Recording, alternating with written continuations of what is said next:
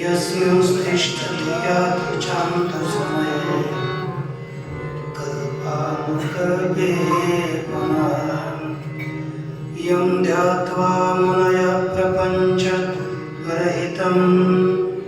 विन्दन्ति मोक्षं ध्रुवम् तं वन्दे पुरुषोत्तमाख्यममलं नित्यं विभुं विठ्ठलम् निहारहार घनसार सुधाकराभां कल्याणदां कनकचंपक दामभूषण उत्तुङ्गप्रीनकुचकुम्भमनोहराङ्गीं वाणीं नमामि मनसा वचसा विभूतये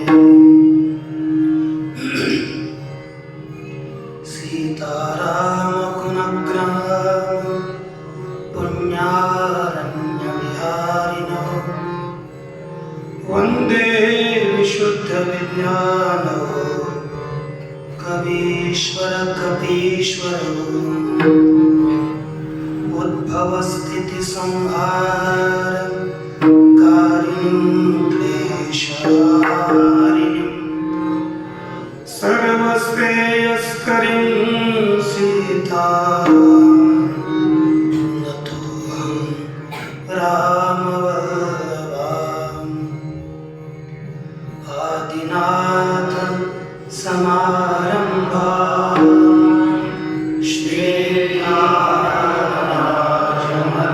श्रीरामराजमध्यमाम्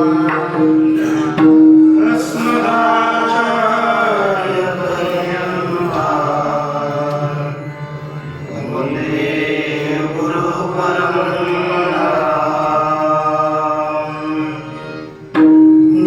ज्ञानेशं नामदेवं च एकनाथं तथैव च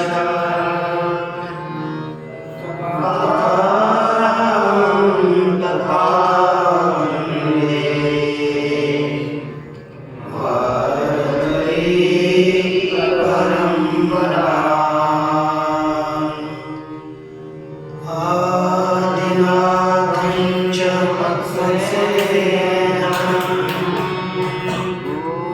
गोलक्षं दैवं तथा निवृत्तिं ज्ञानदेवं च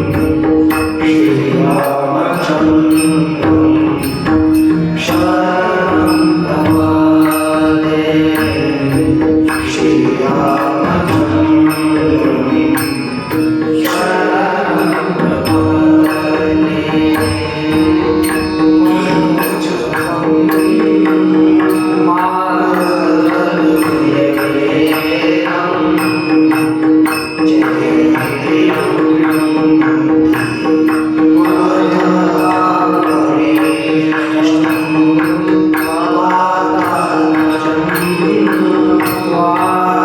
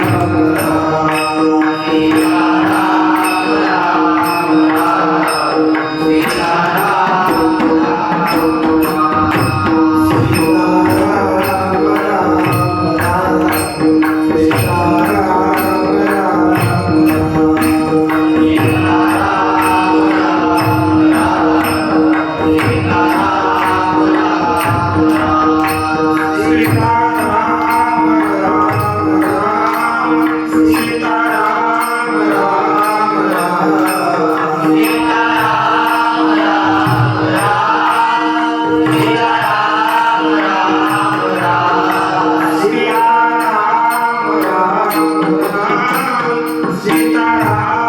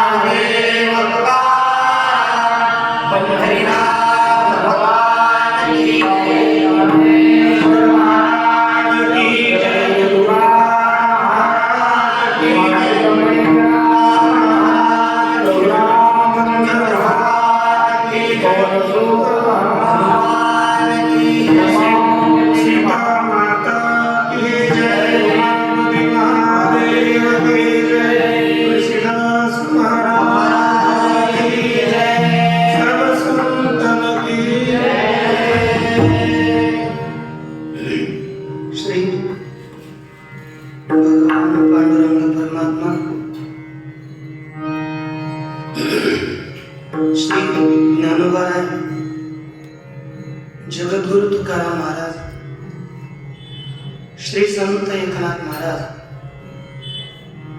आदि गुरु श्री शंकराचार्य इत्यादि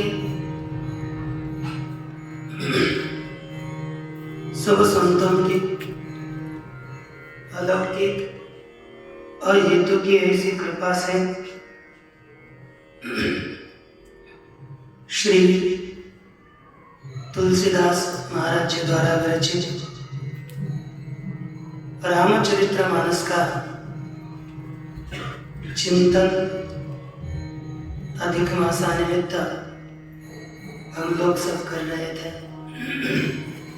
कल श्री मां अम्बा सहित भगवान शिव जी या अगस्त्य ऋषि के पास रामायण सुनने के लिए गए और सुनने के बाद वापस आते हुए भगवान शिव जी को प्रभु रामचंद्र जी के दर्शन की लालसा उत्पन्न हुई। उसी समय भगवान का अवतार हुआ था और अवतार की एक सीता हरण यह लीला चल रही थी। उसी समय श्री प्रभु रामचंद्र जी सीता की खोज करते हुए जंगल में सीता को ढूंढ रहे थे और उन्हें देखकर श्री भगवान शिव जी ने उन्हें नमस्कार किया और नमस्कार करके जय सच्चिदानंद जग पावन ऐसे नामों का उच्चारण करते हुए उनको प्रणाम किया। नेत्र में आंसू भरा है और यह अवतार प्रकट सबको पता न चले इसलिए कुछ भी न कहते हुए आगे चले सिर नवाया। तर माता जगदम्बा के मन में एक संदेह उत्पन्न हुआ। ये नरेश पुत्र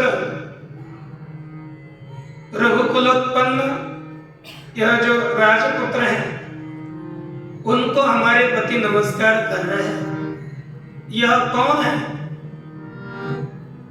यह साक्षात भगवान का अवतार तो नहीं है। यदि अवतार होता तो स्त्री की विरह में इतने व्याकुल क्यों होते? स्त्री की विरह में व्याकुलता को देख करके मां अम्बा के मन में संदेह प्रकट हुआ।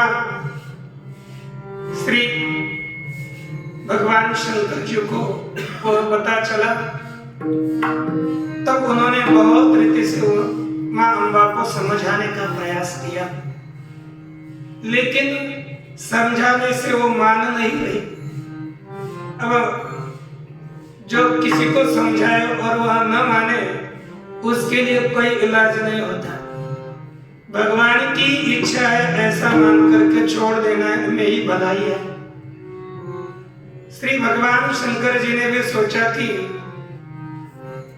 मेरा कहा इन्होंने नहीं माना तो सती का अब कुछ अच्छा नहीं होगा। ऐसा मान करके यदि तेरा मेरे वचन पर विश्वास नहीं है तो तू जाकर के भगवान की परीक्षा क्यों नहीं देती? जब तक तू परीक्षा लेकर आएगी तब तक मैं यहाँ पर ही बैठता हूं, आप जाओ। ऐसे कह करके मां अम्बा चली और भगवान शंकर जी अपने स्थान पर ही बैठ करके वहां पर भगवान प्रभु रामचंद्र जी का जप करने लगे। यहाँ तक कल का विचार पूरा हुआ था। आज यहाँ से आगे चलते हैं। श्री मां अम्बा भगवान प्रभु रामचंद्र जी के परीक्षा के लिए चली और परीक्षा लेने के जाते समय उन्होंने अलग रीति से विचार किया, अनेक प्रकार से विचार किया और मैं क्या करूं, किस रीति से परीक्षा ग्रहण करूं। ऐसा सोच करके उन्होंने धरी सीता करण। मां अम्बा ने सीता माता का रूप धारण किया और आगे होकर प्रभु रामचंद्र जी जिस दिशा के ओर सीता माता को खोजते जा रहे थे उसी मार्ग में आगे आगे चलने लगे। प्रभु रामचंद्र जी पीछे हैं और मां अम्बा सीता जी का रूप धारण करके आगे जा रही है। जब ऐसी स्थिति देखी तब श्री लक्ष्मण जी के मन में एक भ्रम, उमा का, माता सती का यह रूप देख करके चकित भय भ्रम हृदय विशेष, हृदय में अतिशय उनके आश्चर्य निर्माण हुआ। आश्चर्य निर्माण होने का कारण कि ये शिव जी की अर्धांगिनी होकर इन्होंने यह वेश न जाने किस अभिप्राय से बनाया है, मुझे कुछ समझ में नहीं आता।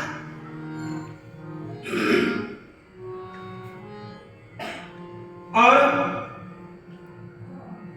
उमा को कृत्रिम वेश में देख अकेले वन में घूमने से आश्चर्य भ्रम है कि किस कारण से शिव जी ने इन्हें त्याग दिया। एक अलग अलग की श्री लक्ष्मण जी की कल्पना है, क्यों त्याग दिया, या इन पर कोई बड़ी विपत्ति आ गई है। इस तरह एक संदेह उत्पन्न हुआ। माने माता सती को पहचान करके लक्ष्मण जी के अलग अलग भाव है। तीसरा कहते कि चकित इससे है कि शिव जी की अर्धांगिनी होकर भी इनका अभी तक भ्रम नहीं गया, दुर्वासना नहीं की, शिव जी का कहा इन्होंने माना नहीं, इसलिए चकित हुए। जो मना किया शिव जी ने वही इन्होंने किया है, ऐसा नहीं करना चाहिए था। और विशेष भाव यह हो रहा है कि मेरे मन में समझ में नहीं आ रहा कि तो कुछ चूक तो नहीं हो रही या कोई ऐसी माया हो रही है जो मेरे समझ में नहीं आ रही, मैं समझ नहीं पा रहा हूं। यह लक्ष्मण विचार करता है। यदि उन्होंने सीता उमा माता को समझा तभी भाव अलग अलग प्रकट हुए। अब श्री उमा माता को समझा नहीं लक्ष्मण ने, तभी न समझ करके भी कुछ भाव दिखाए गए। अर्थात सीता माता तो कुटिया छोड़कर जा नहीं सकती थी और यह रूप धारण करके कोई आई है, यह है कौन? यह कौन है? यह तो कोई राक्षसी तो नहीं है ना। यह संदेह उत्पन्न हुआ, यह है कौन? सीता माता का रूप धारण की हुई श्री सीता माता यहाँ प्रकट कैसे हो गई पता नहीं चला। इस तरह से श्री लक्ष्मण जी अनेक प्रकार के विकल्प कर रहे थे। विकल्प करते हुए कहीं न सकत कछु अति गंभीरा प्रभु प्रभाव जानत मति लीला। वो कुछ कह न सके, लेकिन भगवान प्रभु रामचंद्र जी का प्रभाव वो जानते थे, इसलिए कुछ न बोले, शांत बैठे। तब भगवान प्रभु अंतर्यामी वो समदर्शी उनका स्मरण करते हुए सुमिरत जाई मिटई अज्ञान सोई सर्वज्ञ राम भगवान।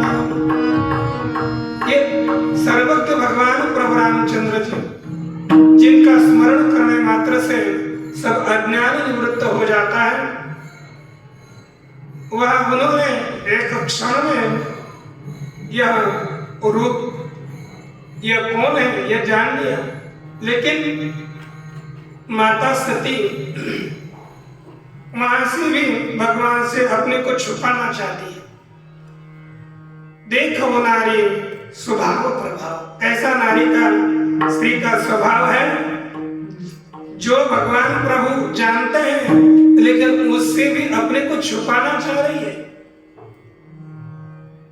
भगवान प्रभु रामचंद्र जी अपनी माया का प्रभाव देख करके मन में हंसे और जोरी पानी प्रभु की न प्रणाम, उनको हाथ जोड़ करके प्रणाम किया और ऐसा नहीं कहा पिता समेत लीन निज नाम, अपने पिता का नाम लिया, दशरथ नंदन मैं राम हूं, आपके चरणों में प्रणाम करता हूं।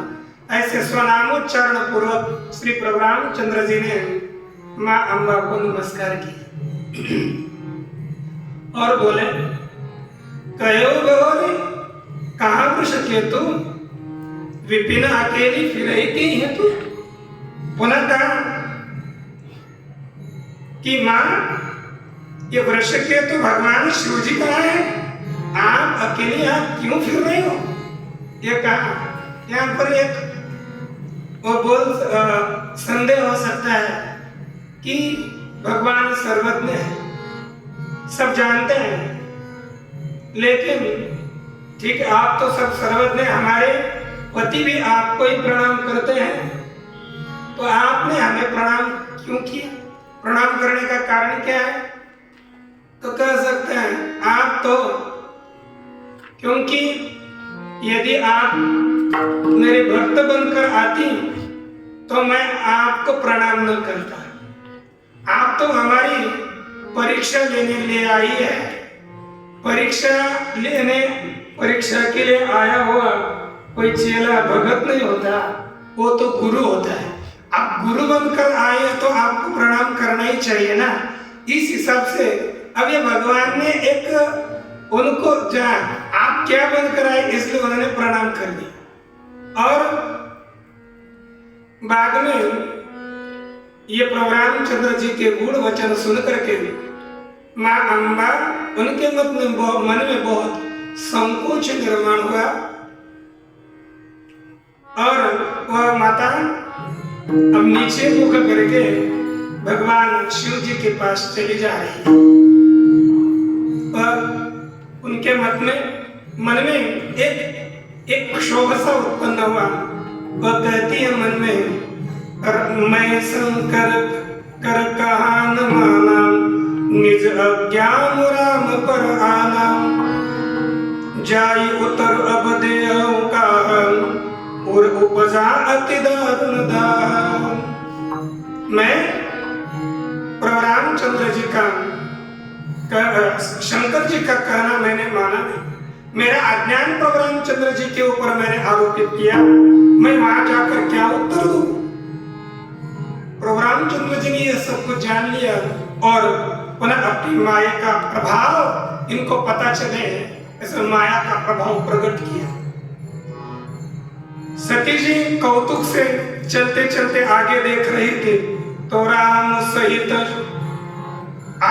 राम सहित स्त्री माता प्रभु रामचंद्र जी, सीता माता और लक्ष्मण जी को तीनों को आगे देखा। फिर पीछे देखा तो पीछे एक पीढ़ी बंधु सहित प्रभु रामचंद्र जी विराजमान है।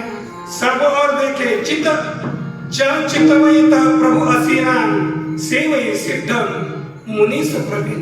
जहाँ देखे जेठे देखे तेथे तुझी से पावले, जहाँ देखे वहां परमात्मा को ही देखा। जिधर देखूं उधर भगवान ही भगवान, जिनकी सब मुनि सिद्धगण सेवा कर रहे हैं। अनेक विष्णु, अनेक ब्रह्मदेव, अनेक शिवजी, ये सभी एक से एक बड़े बड़े देवता उन्होंने देखे। उन्होंने अगणित अनुपम सती देखी, ब्रह्माणी देखी, लक्ष्मी देखी, सब रूप वहां पर जैसी जैसी देवता थे उनके अनुसार उनकी शक्तियों को देख लिया। और ये देखने के बाद अब सब संसार वहां पर देख लिया, लेकिन अनेकों वेद देखे। तत्पश्चात उन्होंने थोड़े आंखें बंद करके वहां बैठ गई। अब इतना विचित्र सब देखने के बाद थर्रा गई, और वहां बैठ जाने के बाद फिर आंख खोल कर देखा तो कहीं कुछ भी नहीं। इस तरह प्रभु रामचंद्र जी की माया का प्रभाव देखने के पश्चात अब वहां से आगे गई समीपम महेश तब हंसी पूछी कुशलातम लीनी परीक्षा कवन विधि कहूं सत्य सब बात। उन्होंने पूछा कि सती, हंसकर पूछा, बताओ किस तरह तूने परीक्षा ली है, यह सब बात मुझे बताओ। तब सती माता क्या कहती है, छोड़ी झूठ बोली, और झूठ बोलते कहा, सती समुझे रघुबीर प्रभाव भय बस शिव सन कीन दुराव। दुराव माने छिपा लिया, अपने से शिव के साथ भी उन्होंने छिपाया। और बोलती है, कछुन परीक्षा लीन गोसाई कीन प्रणाम तुम्हारी नाई। आपके जैसे मैंने भी प्रणाम किया, एक भगवान मैंने कुछ भी परीक्षा नहीं, ऐसा उन्होंने कहा। झूठ बोला क्या? आदमी झूठ बोलता है छिपाने के लिए। यहाँ पर भी माँ अम्बा ने माया के प्रभाव में आकर वो झूठ बोल दिया। तब वो आगे बोलते, जो तुम कहा सुमृषा हुई, आपने जो कहा वो झूठ कैसे हो सकता है? मेरे मन में वही आपने जो कहा वही निश्चय है। तब भगवान शंकर जी ने ध्यान धारण करके देखा कि सती जी ने क्या क्या किया, सब जान लिया। सब जानने के बाद उन्होंने प्रभु रामचंद्र जी के माया को नमस्कार किया, और भाभी बलवान है ऐसा समझ करके अब सती जी ने सीता जी का रूप धारण किया है। ऐसा सोच करके भगवान शिव जी के मन में बहुत विशाल खेद निर्माण हुआ। जब मैं अब यहाँ से सती जी के साथ प्रीति करता हूँ तो मेरा भक्ति रूपी मार्ग परमार्थ ये अनीति हो जाएगी, बड़ा अन्याय हो जाएगा, बहुत बड़ा पाप होगा। लेकिन यह सती जी है, पवित्र है, इसका मैं त्याग भी नहीं कर सकता, आप स्वीकार भी नहीं कर सकता। ऐसा मान करके शिव जी ने मन में एक संकल्प किया कि इस जन्म में मैं सती जी से प्रीति नहीं कर सकता हूं। और ऐसा विचार करके भगवान शिव जी चले। तो चलते चलते एक आकाशवाणी हुई और कहती आकाशवाणी कि जय महेश भली भगति दृढ़ाई। हे शंकर जी आपकी जय हो, आपने भक्ति की अच्छी दृढ़ता की है। जो पन आपने किया है वो यहाँ पर दूसरा कोई राम भगत कोई भी समर्थ नहीं। ये वाणी सुन करके सती माता के मन में संदेह हुआ, इन्होंने क्या संकल्प किया। बहुत शंकर जी को पूछा, लेकिन शंकर जी ने कुछ भी उत्तर नहीं दिया। लेकिन बाद में अब ये तो अम्बा ही है ना, उन्होंने भी जान लिया कि मैंने श्री शिव जी का अपमान किया है।